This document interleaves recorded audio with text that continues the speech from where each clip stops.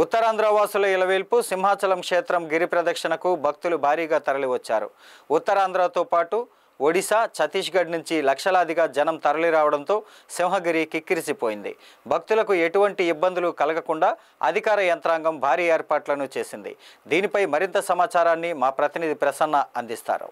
ఆషాఢ శుద్ధ చతుర్దశి నాడు ఈ గిరి ప్రదర్శన అనేది ప్రారంభమయ్యి పౌర్ణమి నాడు భక్తులంతా కూడా స్వామివారిని దర్శించుకోవడం అనేది జరుగుతుంది. ఈ నేపథ్యంలో అశేష భక్తజనం అనేది ఈ గిరి ప్రదర్శనకు రానున్నారు. కావున జిల్లా అధికార యంత్రాంగం ఎటువంటి ఏర్పాట్లు చేసిందనేది మనం ప్రస్తుతం విజువల్స్లో చూసుకోవచ్చు. అయితే ముఖ్యంగా చూసుకుంటే ఈరోజు సాయంత్రం 4 గంటలకు కొండ దిగువన తొలి పావంచ వద్ద స్వామివారిని నమూనా విగ్రహంతో పుష్పరథం గిరి ప్రదక్షిణకు బయలుదేరుతుంది. అయితే అడవివరం, ముడ్సల్లోవ, హనుమంతువాక కూడలి వద్ద, అలాగే Appughar, MVP double road, Venkojipalem, Isukathota HP colony మీదుగా ఎన్ఏడి కూడలి, గోపాలపట్నం, ప్రహ్లాదపురం, గోసాల కూడలి మీదుగా అయితే రాత్రి 10 గంటల వరకు కూడా ఈ పుష్పరథం తిరిగి తొలి పావంచ వద్దకు చేరుకుంటుంది.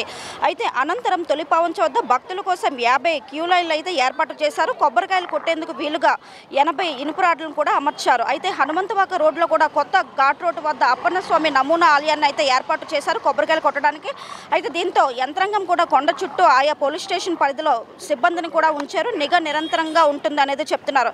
అయితే ఈ గిరి ప్రదర్శనలో పాల్గొనే భక్తులకు సమాచారం, అలాగే అత్యవసర అవసరాల కోసం కూడా కొండ చుట్టూ ప్రత్యేకంగా కంట్రోల్ రూమ్లు అనేది ఏర్పాటు చేయడం జరిగింది. అంతేకాకుండా ఈ అప్పుగార్ వద్ద తాత్కాలిక వాష్రూమ్స్ను కూడా ఏర్పాటు చేయడం జరిగింది. మరో విధంగా చూసుకుంటే వైద్య శిబిరంతో పాటు జనరేటర్లు, ఎల్ఈడి దీపాలను కూడా ఏర్పాటు చేశారు. అలాగే భక్తులు ఎవరైతే గిరి ప్రదర్శనకు వస్తున్నారో వాళ్ళంతా కూడా ఈ సముద్ర స్నానాలు చేసే భక్తుల భద్రత కోసం 3 షిఫ్టులు 20 మంది గజ ఈతగాళ్లను కూడా నియమించడం అనేది జరిగింది.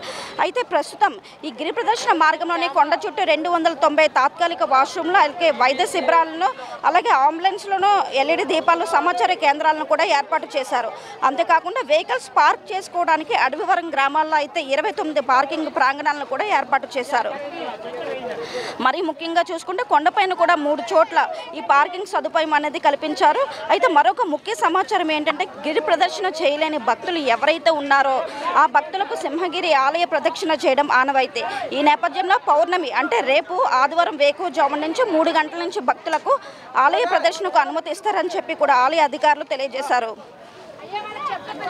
అయితే ఎవరైతే భక్తులు గిరి ప్రదర్శన చేస్తున్నారో అంటే ఈ సింహగిరికి వచ్చే అశేష భక్తజనానికి ఉదయం నుంచి మధ్యాహ్నం 1 గంట వరకు కూడా నిరంతరాయంగా అయితే ప్రసాదాలు అయితే ఇవ్వడం కూడా జరుగుతుంది.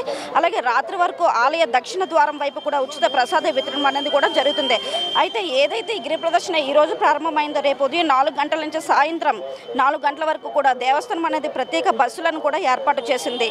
అంటే ఎవరైతే భక్తులు ఉన్నారో కొండపై నుంచి దిగువకు వచ్చేందుకు కూడా ఉచిత రవాణా సదుపాయం అనేది కల్పించింది.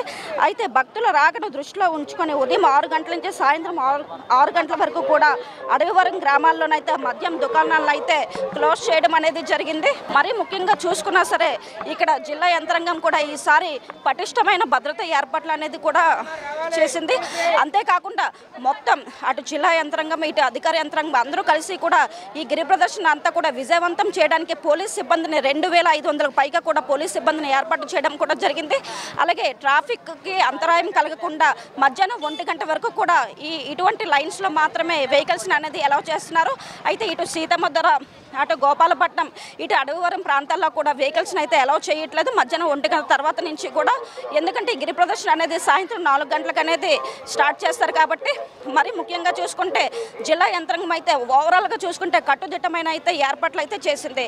ఇది ప్రస్తుతం అడవివరం దగ్గర ఉన్న ప్రస్తుత పరిస్థితి. కెమెరా పర్సన్ ప్రేమ్తో ప్రసన్న, BBC ఆన్ టీవీ.